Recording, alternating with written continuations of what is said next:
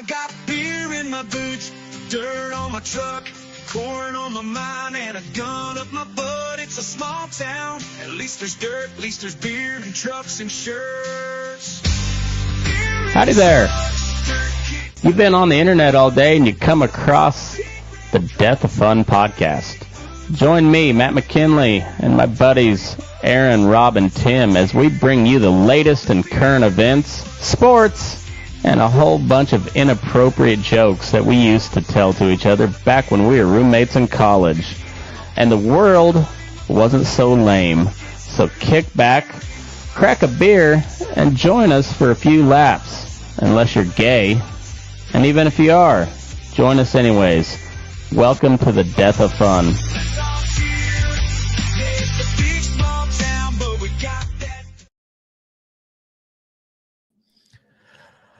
Oh, what a time to be alive.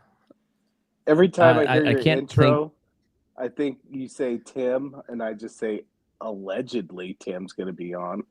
Allegedly, yeah. He hasn't been in it. He's probably being overrun by Somalians up in Minnesota. What's Tim's Somali name? Oh, I don't even know what Somali names sound like. Tamale. Tim. Somali Tamale Tim. Tim the Somali Tamale.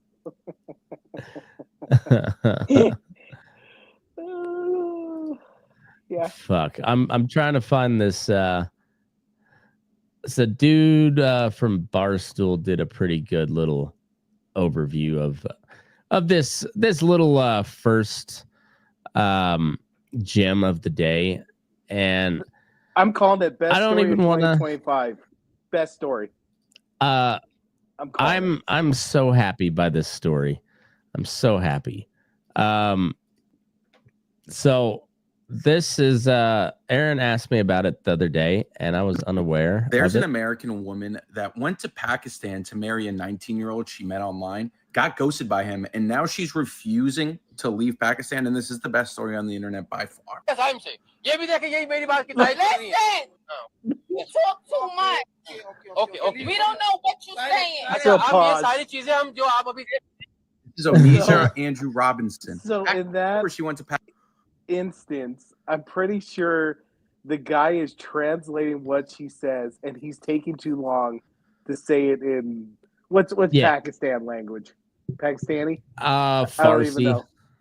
Yeah, it'd be Farsi, India, or something. I don't know. So he's saying too much in Pakistan language. And when I first sent you, go ahead. Say Pakistan's in it's one of those, like, it's borders India on the east, but also borders like Afghanistan, which speaks Pashtun for the most part. It also borders Iran, which speaks Farsi. And then I know, like, India has Hindi and who knows what else. I mean, they English. got almost 2 billion. English is big over there. Yeah, because that was like the jewel of the British Empire was India, especially after we told them get the fuck out. We're gonna steal this land on our own. God damn it! When I first sent you the first one I read, it said she was in Palestine, and like watching the video. Oh yeah. First thing in my mind, I'm like, "There's no way a building still standing." And then there's another video of her at a McDonald's. I was like, even fucking Palestine has a McDonald's? No, it's Pakistan. Well, on that note, though, I think maybe we have a solution to all of this. But let's hear some more from this lady, Onisha. Pakistan to marry a guy she met online. Robinson. Back in October, Onisha Andrew Robinson. Onisha. Back in October, she went to Pakistan to marry a guy she met online. When she got there, he ghosted her. The man ghosted her so bad, he involved his family in all of this. He showed up at his house, and his entire family had abandoned the house. She That's went not to the his best home part. in the garden area only to find it was locked and the family had vacated the property. After realizing nobody Wait, was I there, didn't she hear then that spent the next part. 30 hours. Yeah. Oh, no, They this is literally the left. first best. This is the first best part here. So like the fact that he ghosted her and his whole family cleared the fuck out. That's hilarious. But this part was even better. But he was there. She then spent the next 30 hours outside his apartment before moving to a shelter. This is when she started to gain some popularity. She's now 30 hours. No, she's like, bitch, I ain't going anywhere. I come all the way to motherfucking Pakistan. I ain't leaving this bitch. Oh my god. And she's from Brooklyn, right? media. What's that?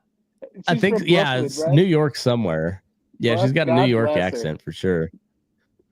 I know it. A superstar in Pakistan, and she has some demands. Fucking. She wants land. She wants $2,000 every week. She's a media mastermind. She flips the dynamic. She starts to interview the media instead of answering their questions. She takes the mic and then asks them questions. I don't have a passport, but then she asks them, do you have a passport? Her demands vary. Her tourist visa is up, and now she is asking for money to rebuild Pakistan. For $100,000. Mm-hmm. To give me more than 5,000 or more, 5,000 to 10,000 USD Demand. so I can make Pakistan a better place. Wherever she goes, she is followed, and she's a celebrity. This man's taking photos of her. These guys behind her with the shirt that says It's amazing. Shiva are always with her. She's on the phone with somebody. I don't know who. These men will then carry.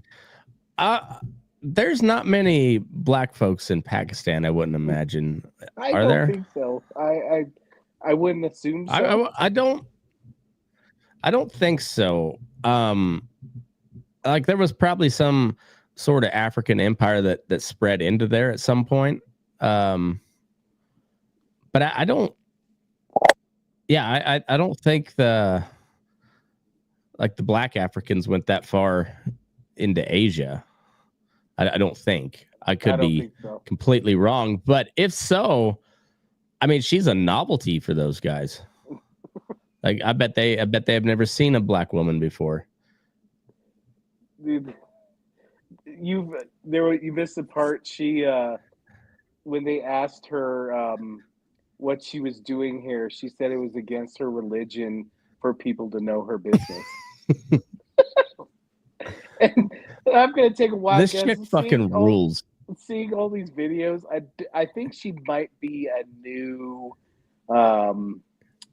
Islam entry, because I think the only thing, but she knows she's like God's... Nation of Islam, not like Sunni or Shia Islam. Oh no, I think she just discovered Islam as soon as she started online dating this 19-year-old.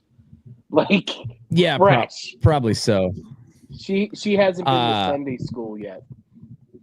It was probably ISIS, and then she showed up, because I think she catfished him too. Oh, okay. I don't know. Well, let's finish. We got other videos.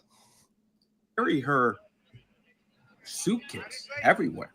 Look at this. I mean, she's a celebrity. She had some sort of a press conference recently, where she shushed the man that was holding the press conference. My plan is to reconstruct this whole country, okay? She wants to reconstruct the whole country. I'm asking for $100K. She wants $100K. There's her suitcase, her famous suitcase. She wants $20K by this week in cash. Should we text Jake cash that would it take $100,000 to reconstruct Pakistan? I mean, I know he's not Pakistani, but he's from the neighbor. Yeah, so if anybody would know, Jake would. Yeah, I almost guarantee I'd be like, how the fuck would I know? Or, what the fuck, dude? That's usually the response when I send him my India questions. Do you write it back? Hey, do you have any Mexican questions? You talk. No, but I should. Too much. Yeah. That's it. Listen! You talk too much! We don't know what you say. This is how she ends her press conferences. Have a nice day. Clear the way. No idea how this is going to end. Her sons tried to book her a flight back to America. She said no. Her tourist visa is over. But she's a star in Pakistan. You saw this. She's being followed like a top tier celebrity. Anything that happens, we will be on top of it. Why does she have like white makeup on her forehead? Her forehead is much lighter than her chin. I don't know. I feel like that's a pretty glaring thing, and nobody's explained that to me. Yeah, it's a strange one. But we got more. We've got so much more. I was trying to explain to my wife like why, in my opinion, she's thinking she's owed things, and the first thing come to my mind, like, isn't there some customs in some countries where you have to pay a dowry? Well, that's usually from the wife's side. Never mind. Yeah. Like, did they promise her $100K if they came and married their son? I would bet she wouldn't know the difference. I'm not for certain, but if I had to put money on it, I would bet that she doesn't know the difference. But this would one you put you sent $100K on it, at least in her pocket. So this one is, I'm not sure what it is. I think this is the whole thing. This is that started the whole shebang bang. I think this was her before anybody knew her, and she just found out that he didn't want to marry her.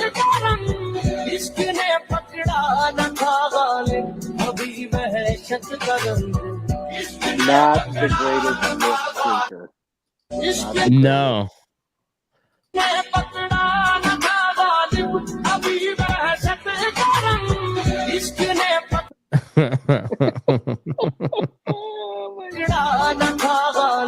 Go to you gotta see the press conference. This is what started me going down the rabbit hole. Was this on the Guardian? It was the not the that the one. Female one. The this female. I'm not talking unless y'all giving me land and 2,000 or more every week. You hear me? Okay, yeah. I'm getting my Pakistani passport and Pakistani ID. You have Pakistani ID? I'm getting it. Do y'all agree? I'm not even your friend. Talk. Why you come in Pakistan?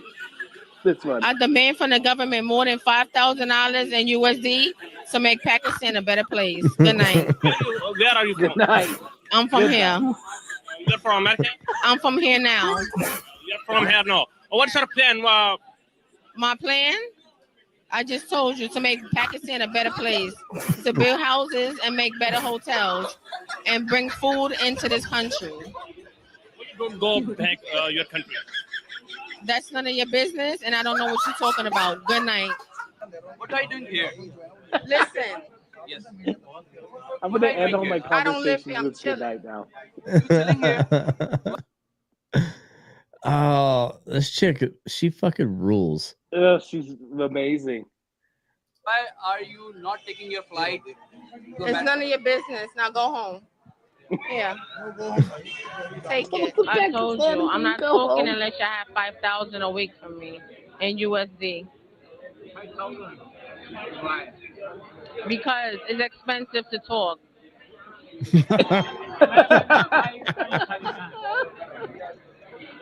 Go home. Be quiet. I'm not sitting down. My plan is to reconstruct this whole country, okay? I think he's translating for her. I'm asking for $100K or more. I need $20K by this week, okay? In my pockets, in cash. I would kill to be a Pakistani journalist right now. I'd be having so much fun. It's like being okay. That's a demand CNN, to the government. Anchor when it's Trump time. Yeah. The government is going to fix up these buildings, fix up the streets, and clean up these streets. It's ridiculous out here. I do not like it. Hey, right now, I'm going to mind my business. Thank you very much. Have a nice day. Clear the way. This one. Oh yeah, she's yelled at the guy. Yeah, can't understand what you're saying. But on a related note, let me find the. Okay, so this one is again. The U.S. will take over the Gaza Strip. Want to go back to Gaza is they have no alternative. It's right now a demolition site. This is just a demolition site. Virtually every building is down. They're living under fallen concrete that's very dangerous and very precarious. They instead can occupy all of a beautiful area with homes and safety, and they can live out their lives in peace and harmony instead of having to go back and do it again.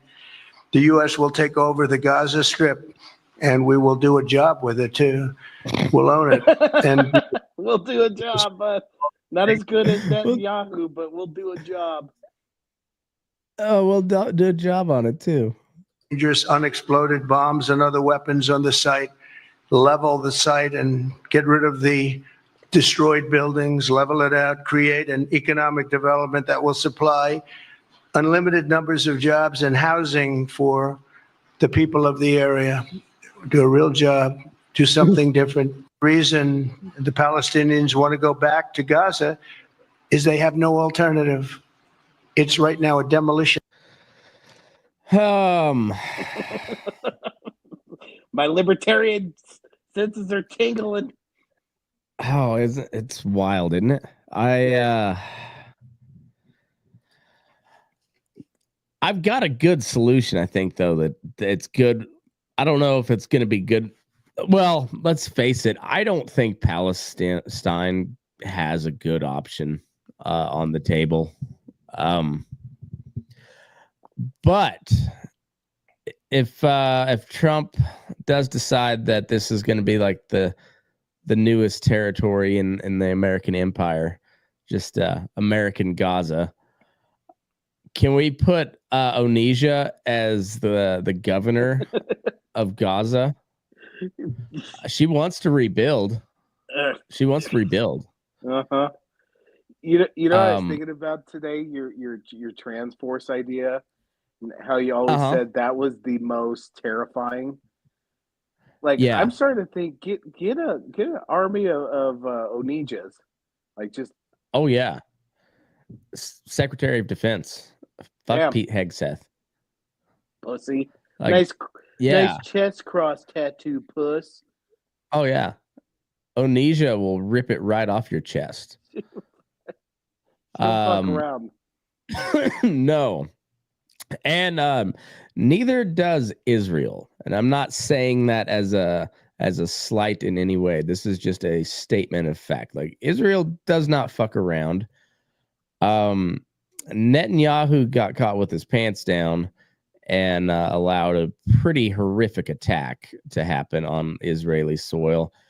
And would it be safe to say they overreacted a touch?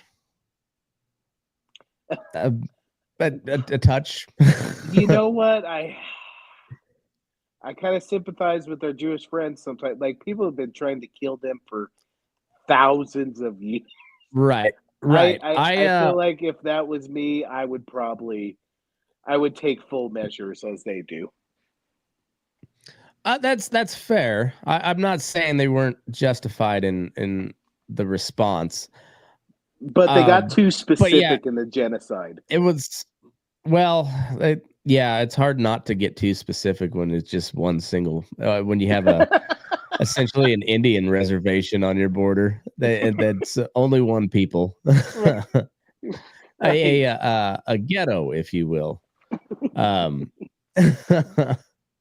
But so here's how I'm So Rob was asking us about this. We had a good discussion about it on the text thread today. But all right, so my initial position on this is if this is a serious proposal from Donald Trump, and I have no concrete reason to think that it's not. But if it is his serious proposal, that is fucking stupid. That is an expensive boondoggle that I don't know how easily they're going to be able to deport or evacuate or ethnically cleanse, whatever term you want to call it. It's kind of all the same. The remaining Palestinian population out of there to countries that don't want them. That's the thing I really love about the Arab world. They're all sorts of pissed off about the Palestinians, but nobody wants to take any of them because they've all kicked them out. Nobody. Yeah, because they've all I mean, like, they got kicked out of was it? I know they got kicked out of Kuwait. And they got they assassinated King Abdullah in Jordan. So and Jordan's already like 50% Palestinian as far as like I guess the ethnicity goes or whatever. However that works. Also, like the countries that we know on the map are they're not nearly as pretty as they look on the map, or is like neatly defined, because the Brits were the master of this, of just drawing lines where it suited the empire, not necessarily the people that lived there. And so, and then yes, the Jews have been tried to be they've been almost exterminated once. They've been kicked out of everywhere as well. And this is the Holy Land. And I think it's pretty safe to say that neither side over there really wants peace. The other each side wants the other side the fuck out of there. So I don't know if that two-state solution is even possible with in reality. So that's why I was saying before, like I think I thought it was going to be Israel, and I think maybe the conversation behind closed doors was Netanyahu, who, like I said, got caught with his pants down on that deal. He also propped up Hamas specifically so there wouldn't be a sympathetic party on the other side. Like, he knew Hamas was bad, but he wanted them in there so that the idea of a Palestinian state was pretty much off the table when you have a bunch of crazies governing over the place. It is pretty shocking that they can be sophisticated enough to detonate hundreds of thousands of pagers all at once using a frequency, but somehow didn't see October 7th coming. Like, right. I hate to throw the conspiracy out there, but and then there's also the fact that Netanyahu was pretty close to being ousted from power. He had massive protests across the country against him because he was essentially trying to nullify the Supreme Court, or put the Supreme Court under the control of Parliament. That's how fucking crazy it's been the past 5 years. Like, that's fucking huge. And we were talking about the other day, the Menendez fucking verdict, and wasn't even a blip on the news. Yeah. No, not a one. Romania, they just undid the Romanian elections because of misinformation on TikTok. I did not hear it. I didn't even hear about this. Yeah, this was just within the last couple of months. Oh yes, I did hear that. What's because weren't they doing another election or some shit? Yeah. So their high court or whatever ruled the election invalid. essentially. And it was because as they call it in the media, it's always far right, but the right wing in Europe's a lot different than the right wing here. I mean, they're still very socialist, but they just happen to be nationalist instead of this, like EU, NATO loyalty. They have a loyalty to Romania, and like Europe is melting down because of the immigration crisis over there. I mean, Did you hear the right wing parties are back with a vengeance over there. Well, and like I said, it seems like nowadays it's just extreme left, extreme right, pendulum. There was protests, and I don't know when these were, but there was massive protests. They want Sharia law. I don't know what country it was in, but like, yeah, it's insane, and they've got like rape gangs over in the UK, and Parliament's trying to make it so you have to show an ID to buy a knife online now as their solution to the. Oh, yeah, yeah, even like it's the knives. The knife is the issue. Yeah, it's insane. But like all that to say, Netanyahu is he's in a real precarious place. Him and Zelensky have kind of a lot in common, except Netanyahu holds the military edge by significantly over Hamas. And I find Bibi very more competent. He's Bibi and Putin are a lot alike, man. They really are. They are a lot alike, and they're both like brilliant, cold, calculating, ruthless men. And yeah, Netanyahu gets elected, but that dude's essentially a dictator. He's been in power for 30 years now. Was Bibi Mossad? He was IDF. But I'm sure he was Mossad. Yeah. He's not been in power that long without having ties to Mossad, which was kind of designed after the old NKVD, which was the Soviet secret police. So there's Soviets George pretty Bush good at spycraft. Approved. Yep. Yeah, like yeah, we got you think Trump ever had any sort of I'm pretty sure Trump didn't have any sort of CIA connections before he ran for president, or he would had a better relationship with the intelligence community, I think. If anything, he has mob acquaintances. I feel like. Oh well, yeah. You can't do business in New York without having mob acquaintances. Yeah, for all the comparisons of him being a mob boss, I'm pretty sure he's probably an acquaintance. Yeah, I said you don't do business in New York without having some acquaintances, and yeah, I mean, yeah, that is what it is there. But yeah, it's like a bunch of old CIA guys going at it. Or I mean, it's just like old school Cold War spies, just still maneuvering.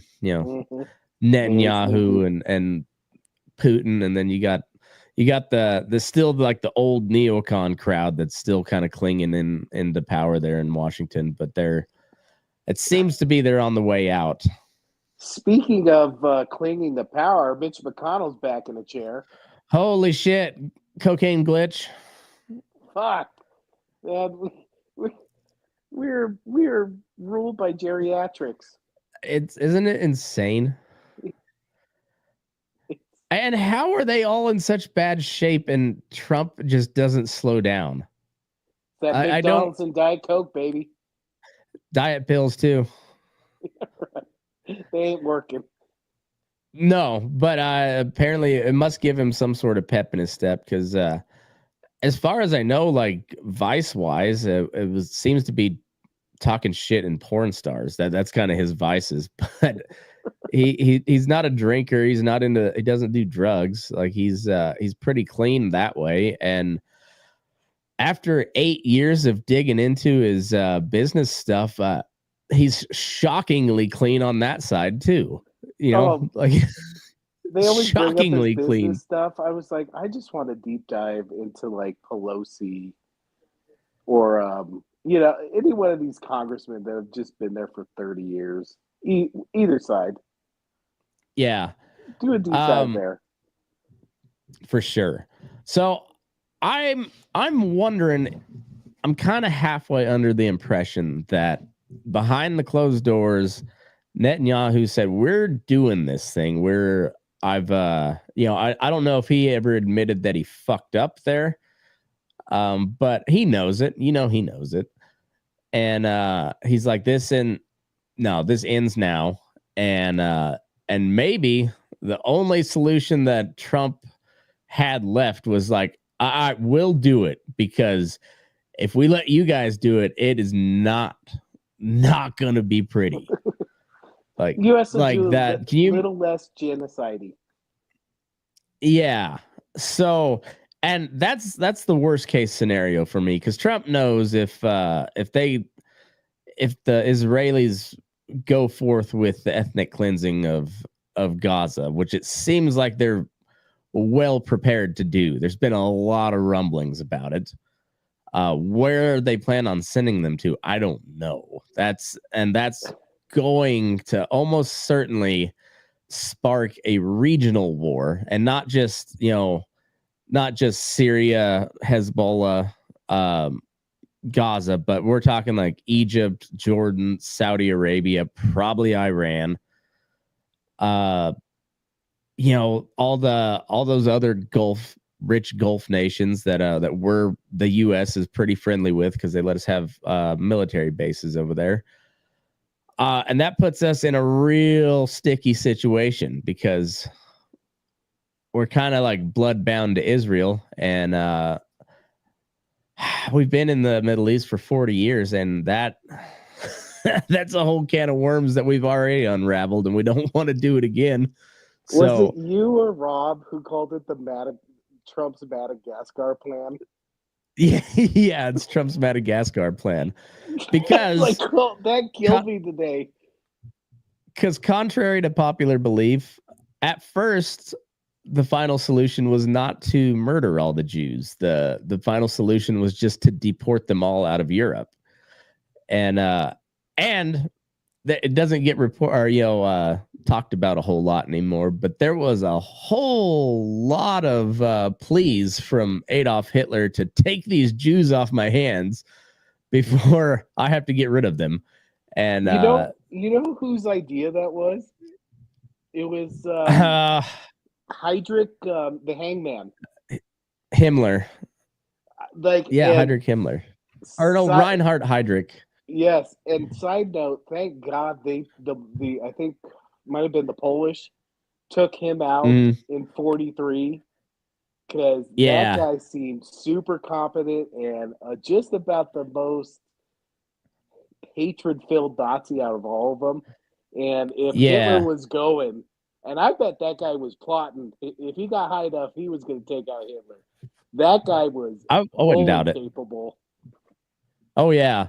I don't think it was the Poles. It was one of the Balkan countries. Like maybe it was like Yugoslavia or something. But yeah, it was one of the like resistant militias that took him out. But and maybe it was Poles. I don't know.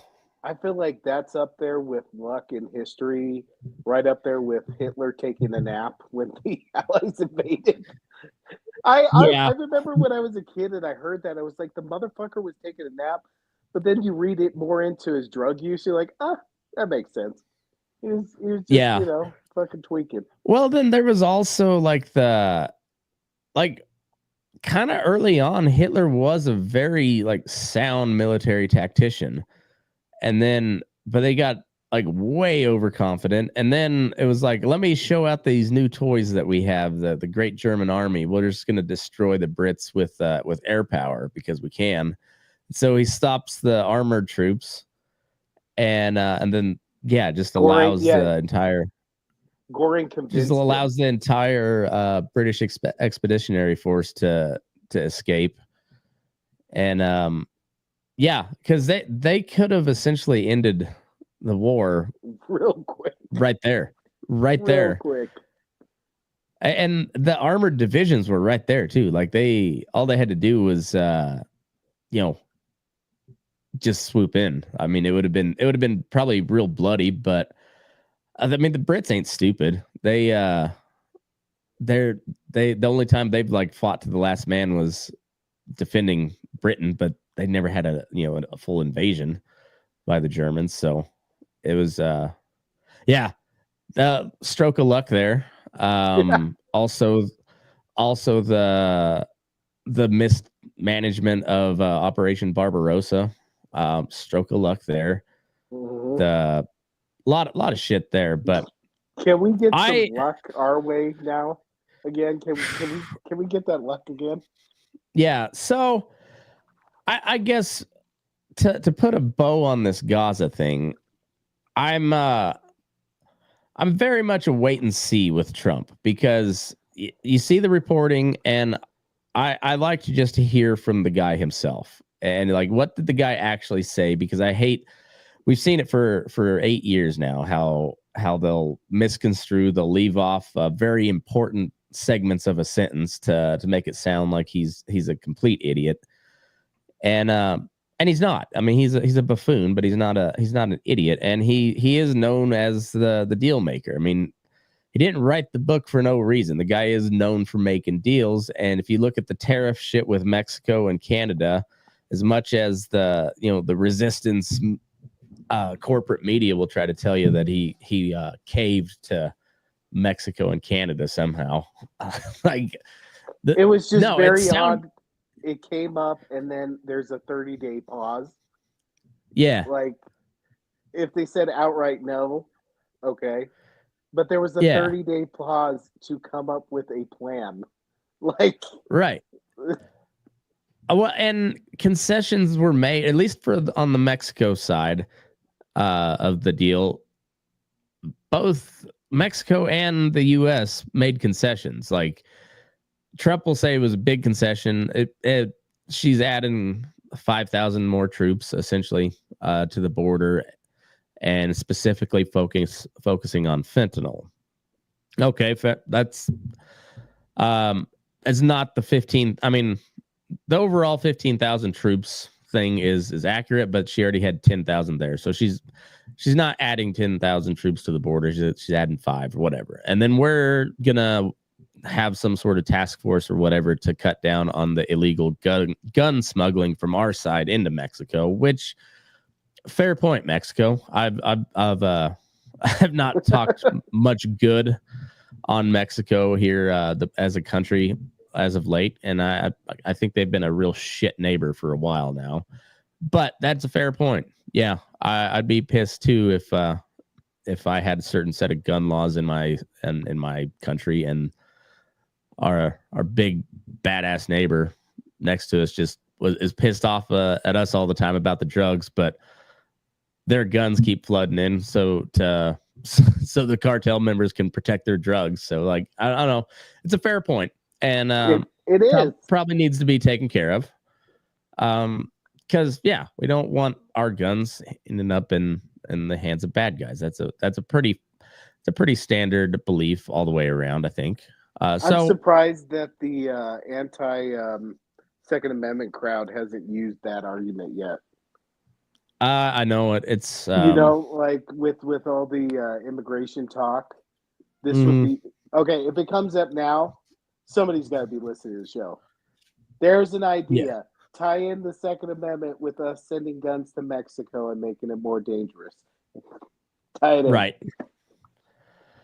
Well, and then if we're going back to old school imperialism, we're like, well, might as well just annex Mexico. That way, the citizens of Mexico have Second Amendment rights. and then they can fight back against the cartels too. But I'm curious to see how that whole situation develops. There's a lot of moving pieces. Like Trump's been a goddamn tornado the first 2 weeks of office, and I mean he got left with a whole bowl of shit to clean up too. So I'm really intrigued about the Doge stuff. And the reason it doesn't bother me of ridiculous. And Rob will bring up, how it's unconstitutional to shut down an agency. Well, like, I'm of the opinion that the USAID should not have existed in the first place. So I don't give a fuck who loses their job over there. Like, I'm sorry. They might be good people. A lot of them probably aren't, but it doesn't matter. Like that's a wasteful job. It does not produce anything of tangible value for the United States. And yeah, whatever. I'm all about the hatchet method. There is so much bullshit in the federal spending that I am really intrigued to see what they find out. Like, it's been a hot minute since the federal government's just gone through an audit. You should pull up the list of some of the absurd programs that are currently being shut down. One of them, my wife told me, was there was some research on packing bubbles and how they contribute to a more calm demeanor, and the study found that yes, they do relieve stress. All right, I'm just gonna pull up the Doge Twitter page. Oh, Doge has a Twitter page, huh? Yeah. Oh, I've got. Okay. Follow. Doge Commerce Team looked for the applicable in NWS website and had already been removed thanks to the unknown hero. I don't know what that is. Okay, so here's one. This it's not just Politico. The Associated Press has been raking in millions of dollars in government money for years. Oh, so they're canceling media contracts. Okay. Oh, is PBS finally going to get the axe and NPR? I wonder about that. I feel like that's always been a very prominent talking point. Yeah. So let's see what else they got. NASA spent $500,000 on Politico subscriptions. Oh. Huh. Okay, so that got canceled. I really want to bring these up to Rob to see if he has any. I want to hear just a straight argument of why it shouldn't. I don't want to hear tangents. Right. Like, well, Rob, and when I love how the playbook and the talking points have not changed a bit. Like they have not found another play to run, but they've I guess just accepted that Donald Trump as Hitler is not working anymore. So, but somebody's got to be Hitler. We always got to have a Hitler, So now it's Elon Musk. And I'm just as wary of billionaires influencing the government as anyone. And it's funny how pretty strong, Matt. Yeah. It's just really funny how when it's Elon Musk helping out Donald Trump essentially for free, to cut government, it's the oligarchs are taking over our democracy. But, Hillary Clinton's top aide, Huma Abedin, is married to George Soros's kid, and they all are buddies with they're buddies with all like the top Democrat politicians. Like nobody had a problem with that when the dead guy was in office a couple months ago or a couple weeks ago. No, they didn't have an issue with that. But Elon Trump is just overthrown our government. Have you seen Karate Kid 3? I probably have, but I don't remember it. Like, essentially, the bad guy is this millionaire, and he takes off for like a month just to fuck with the Karate Kid. Oh, nice. He brought disgrace to the Cobra Kai, and I was thinking, I was like, that's kind of like Elon. I'm going to take a break from running my $1 million fucking entity for 6 months, billion, just to fuck with people. I know it's Cobra Kai. It's fantastic, and I will say if he starts getting into the point where he's infringing on people's like constitutionally protected rights, then I'll have an issue. But you don't have a right to a government job that's paid for off the backs of somebody else, and if that job is not contributing to the overall, health and wealth of the country, then it shouldn't exist. That's why I feel so good about my job. My job is literally to produce data to give to the public to have accountability. Like, I'm okay with that. Fine. That's an all right one. But like, I got to find the USAID protest, because I found it hilarious that they that was like they were going to make a big stand about USAID. Was this the press conference where they were trying to get in the building? Violence. Essentially, yeah. Was it? But It was Chris Cory Murphy. You should pull up Cory Booker at some point, because I'm pretty sure if he was a January 6er, he'd be in jail for incitement. Well, Chris Murphy just kind of said the quiet part out loud. From Connecticut, Senator Chris Murphy. So, Elon Musk has been floating all sorts of awful, terrible conspiracy theories about what happens at USAID. Let's make it very clear that every single day, America is safer because of what happens at USAID.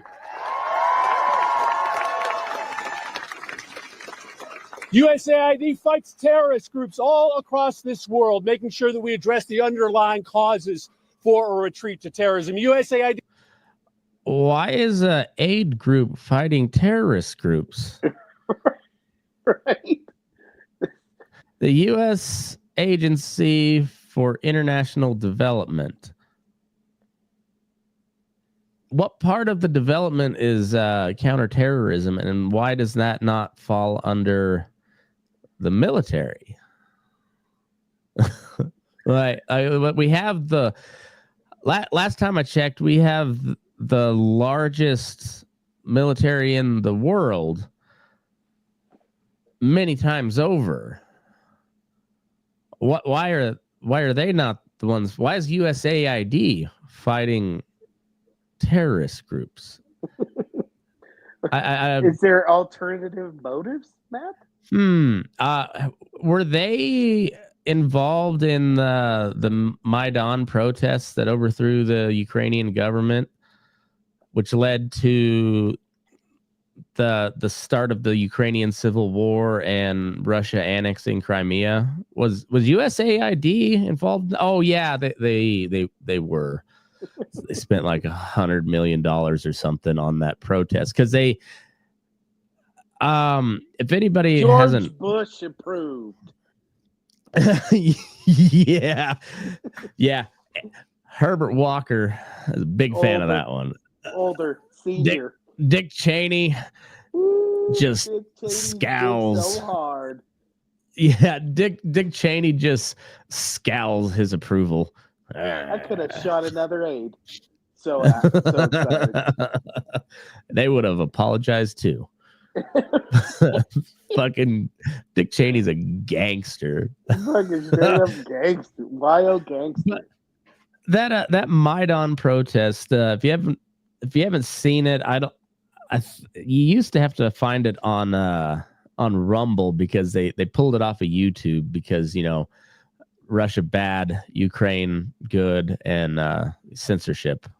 But Oliver Stone did a documentary on the Maidan uprising, which, like I said, led to the overthrow of the government, the ouster of Viktor Yanukovych, who was the president, the duly elected president at the time.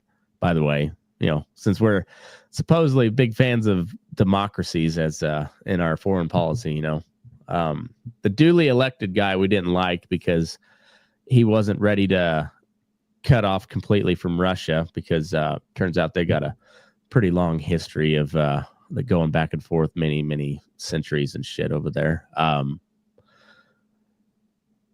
But it happened in the middle of the Ukrainian winter, which is it hot? If you ask the Wehrmacht, they'd say it was a little rough. It's a little rough at times. So kind of cold. And it was like particularly cold that one. But they kept this protest going for weeks. And that was all fueled by NGOs that were funded by the State Department, some form of American government agency, and USAID being right at the tippy top of that, but also in Bosnia, Serbia, also in Egypt during the Arab Spring, also Libya. Oh, where's the other one? Algeria, Belarus, Georgia, you name it. Like it's just like it's the public facing front of the CIA is what they are essentially. How long have they been in existence? JFK created them through executive order, and I believe there was some sort of congressional law passed that either funded them or made them an official department. I'm not for sure how that works. Were they were they in Cuba? I don't know. I'm sure they were in Cuba quite a bit. Yeah. So anyway, we'll keep going here with Chris Murphy. He chases China all around the world, all around the world. USAID chases China all around the world, making sure that why are they doing that? Chases China all around the world unless it's in the region where they are just brutalizing Uyghur Muslims. Right. Well, turns out we also probably had a hand in training a lot of those Uyghur Muslims. Okay. Oh yeah, they were like there was some Uyghurs that were veterans of the old Mujahideen. Oh, okay. Yeah, because that Uyghur region of China is what butts up against like Afghanistan or Uzbekistan in the stands there. I was gonna say that, like, I don't know much about it, but that kind of popped up randomly. Yeah. Yeah. Well, it turns out they're kind of tied into that whole that Sunni Islamist militia movement that we've been buddying up to since the late 70s. Pretty neato, if you ask me. This is where you need the more you know.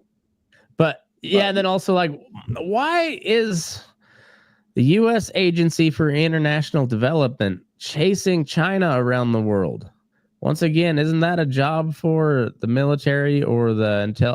Oh, you're a CIA cutout. That's why you're chasing China around the world. I got it now. You're not supposed to say that out loud, Chris Murphy. China doesn't monopolize contracts for critical minerals and port infrastructure all around the world. But they had a port deal with Panama that oh yeah, he's getting ready just to inhale a dong right there. Look at that. Hold on, I'm gonna screenshot that so we can use it for the cover art. What's the guy to the right of him's name? from New York. Jamie Raskin. Jamie Raskin's like, yeah, you take that, Mike.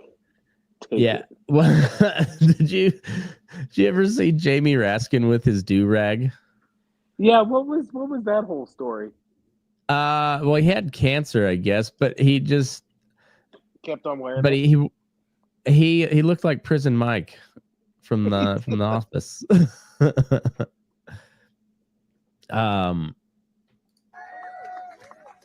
It supports freedom fighters everywhere in this world. Why?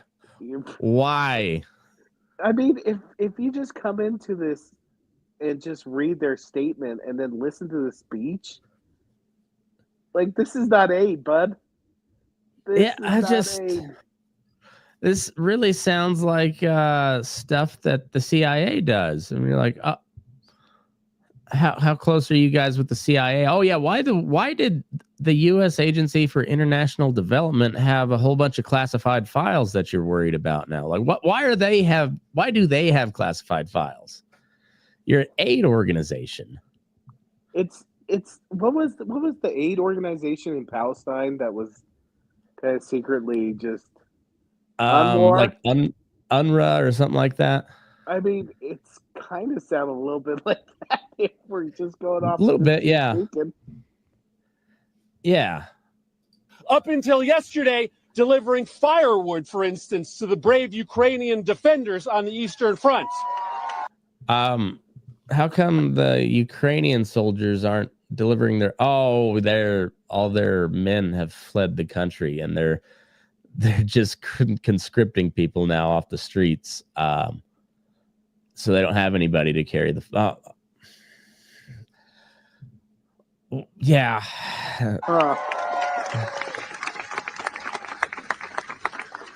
Jamie Raskin's back's like, this guy's talking too much.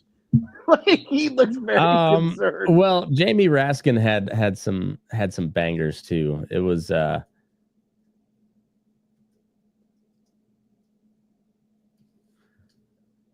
I've never heard a bigger wiener in my life. Elon Musk. Elon Musk, you didn't create U.S. aid. The United States Congress did for the American people. Not true. JFK created by executive order. And just like Elon Musk did not create U.S. aid, he doesn't have the power to destroy it. And who's going to stop him? We are. We're going to stop him. Aren't you scared? Aren't you scared of that guy? Is this the clip where we're gonna stop him? Does he start a chant? Is this the chant clip? I'm not sure if he did, but Elon Musk, you may have illegally seized power over the financial payment systems of the United States Department of Treasury. Also not true. You know, he had access to see the transactions. He had no access to alter any of the transactions. That's another thing too. My wife was asking me. So, like, in the data world, having read-only access is much different than having all access. And the way they're playing it up, like, he only has read-only access. So he's literally just pouring over data. He's not making changes. He is pouring over data. Yeah, it's all you have. Yeah, so read-only access means that you have all the cells of data that you cannot change. You can sort them and filter them however you want, and look through them, but you cannot change them. It's so, and also, like, does anybody really believe that, like, Elon Musk is like what they told us for 8 years that Donald Trump is the true dictator, but now they say Elon Musk has seized power. Like, but I thought Trump was the dictator here. So Elon Musk is the one that's really in charge. Do dictators give up their power, Matt? They do all the time, but never willingly. Sometimes they give it up at the point of a bayonet up their asshole. In the case of Gaddafi, but yeah, talk about one of the worst ways. Oh, rough. But you don't control the money of American people. The United States.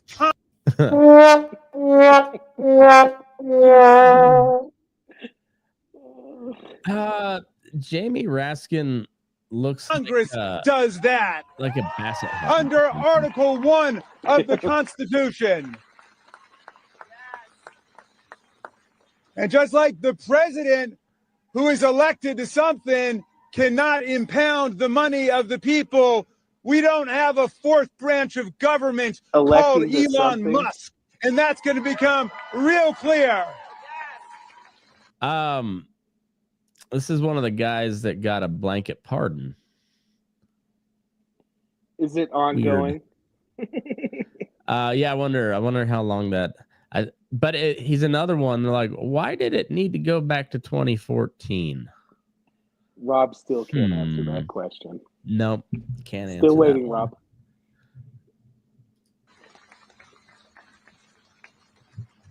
This illegal, unconstitutional interference with congressional power is threatening lives all over the world. I'm hearing from my constituents who work for USAID and USAID contractors in Maryland, in Washington, all over the world, and they're telling us that this is a killer in terms of their cutoff of HIV and AIDS preemption. It's a killer.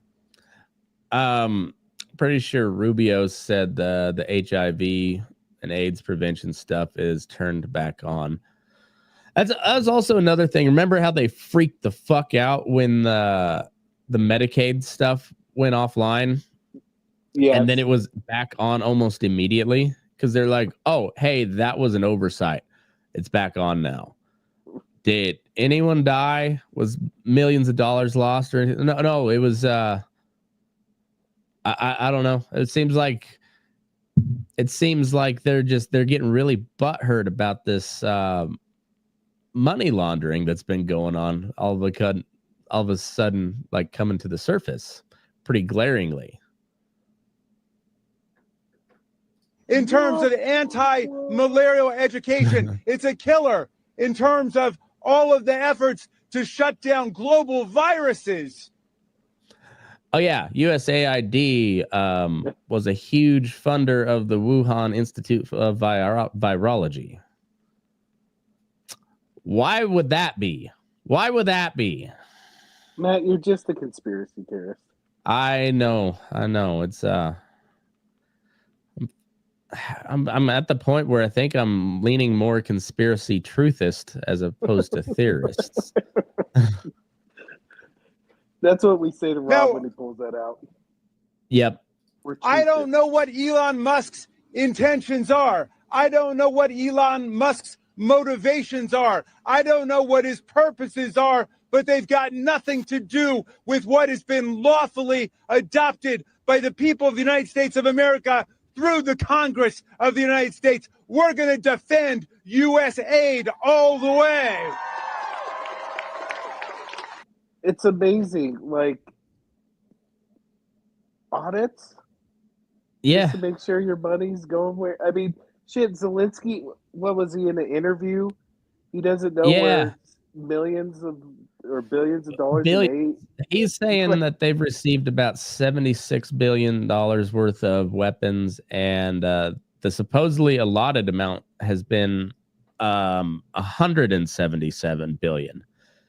And while I don't believe Zelensky on his number, I have no doubt that it was significantly less than the $177 billion, because most of that money, anytime we do these weapons packages, never leaves U.S. soil. It all just gets filtered through the military-industrial complex. But also, remember when Ukraine was considered the most corrupt country in Europe? Remember that? Just like not very long ago, you know. Remember, like, corruption was kind of an issue for the whole Joe Biden Ukraine thing, which later led to the, impeachment of Donald Trump the first time.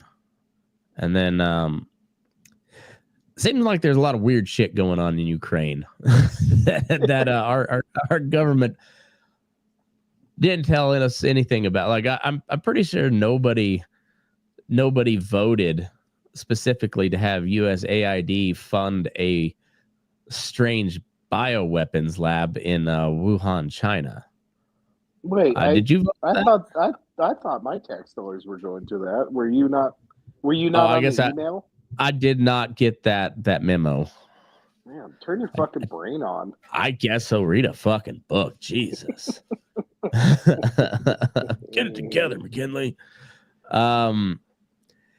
It's been an entertaining couple of weeks. I will say that. Right. I surely Trump can't keep up this pace, can he? I feel like we've gone nonstop since he got in office. So, like, wasn't it amazing during his last presidency? We thought the wildest thing he did was put a rocket up that dude's ass in Iran.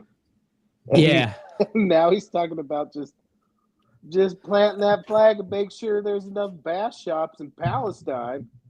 Yeah. Well, you remember when they were talking shit on him about the Panama Canal deal because he was talking about China essentially getting control of it, and they're like baseless claims. And then little Marco, in his first like overseas trip as Secretary of State, goes and has a little chat with the president of Panama, and they surprisingly just decided to go ahead and pull out of the Belt and Road Initiative, which is a Chinese version of USAID. And it was amazing too that people in the know were kind of like denying that, because months and months. So like when I eat my lunch, I usually do my news search, and it's always China, Iran, North Korea, just to see what's going down.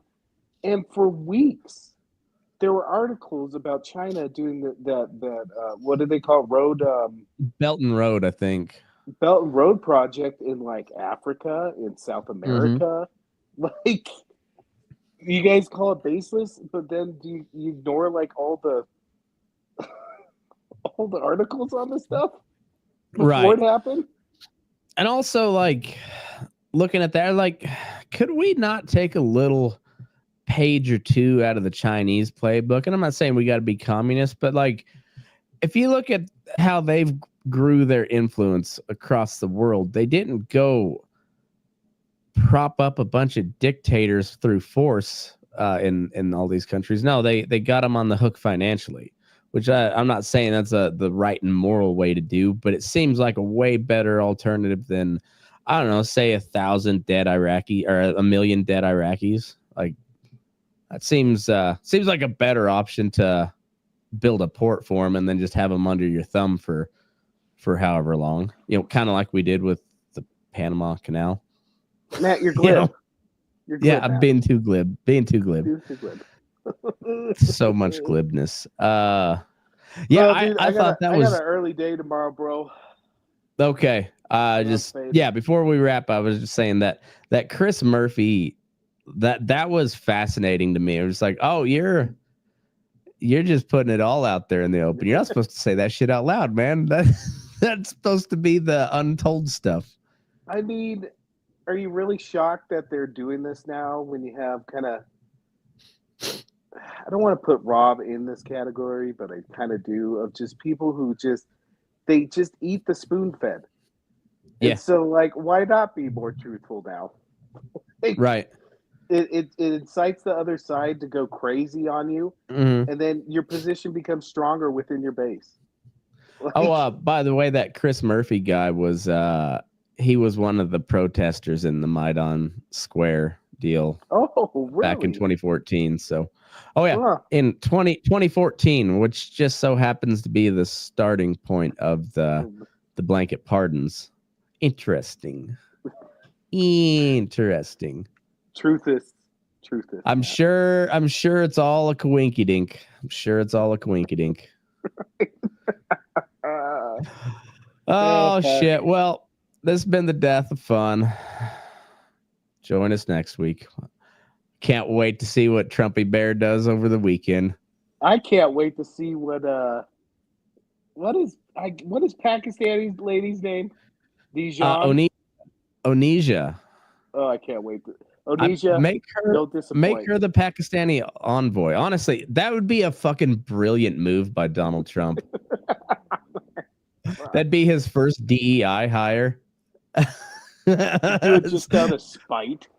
Onisha Armstrong, whatever her last name is, becomes the ambassador to Pakistan. she just every day demanding money from the Pakistani government. Text Jake and say, for their good, though.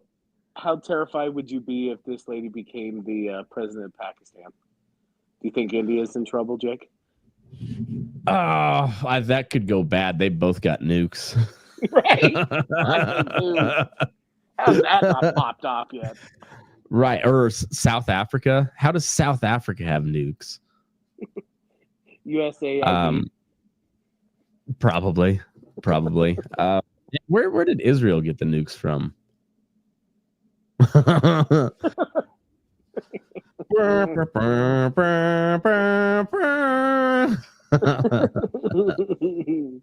We don't acknowledge it though, so it's all good. No. It's all good. Anyway, I'm still cautiously optimistic for Donald Trump. He's I think you have to take this guy. You have to go to his words itself. Like, the articles about him are still incredibly slanted one way or the other. But the good thing about him is he puts it all out on Truth Social, and I think he's done more media in the first 2 weeks of this term than Biden did through all 4 years of his. So I mean, it's refreshing to see press conferences again. I know it. It's president. I mean, think what you will about Donald Trump, but he looks like he appears to be capable of doing the job of chief executive of the country. So that's reassuring to some extent. But a lot of the stuff they tell you about him, if you read into it, it's like, oh yeah, that actually was like the tariff stuff with Canada and Mexico. Got him to the table real fucking quick. And I don't know, seemed to be a pretty good move of statesmanship for Donald Trump. And we'll see how it goes from here. I'm curious to see how the deportation stuff pans out. We didn't even really get into any of that, but that old chestnut, he'll be here next week. Oh yeah, they don't seem like they're stopping anytime soon. So it'll be ongoing, I think, for a while. Are you afraid, Matt? I know Rob's afraid for you. I know he is. I'm not, because I can trace my ancestry back to at least the 1870s in the state of Colorado. So I think I'm good. Think I'm all right. But all right, y'all have fun out there. Make sure you go check us out. Death of Fun podcast on all the socials and podcast apps, YouTube, all that shit. So thanks for listening, and catch you next week. Allegedly.